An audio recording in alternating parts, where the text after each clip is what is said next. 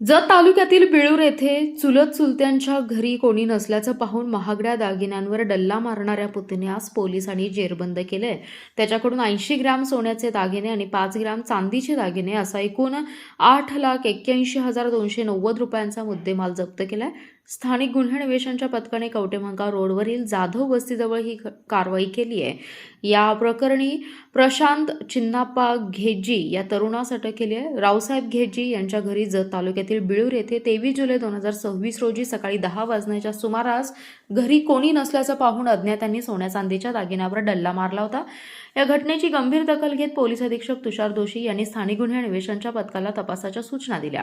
यावेळी स्थानिक गुन्हे अन्वेषणचं एक पथक चोरट्यांचा शोध घेत असताना पथकातील कर्मचाऱ्यांना माहिती मिळाली की ही चोरी संशयित नातेवाईक प्रशांत घेजी यांनी केली असून तो दागिने विक्री करण्यासाठी सांगलीला जातोय। तो जत कवटेमहांकाळ रोडवरील रज्जाक नगारजी यांच्या बंद पडलेल्या हॉटेल सानिया गार्डन इथे येणार आहे। मिळालेल्या माहितीनुसार पथकाने त्या ठिकाणी सापळा लावून संशयित घेजी याला ताब्यात घेतलं।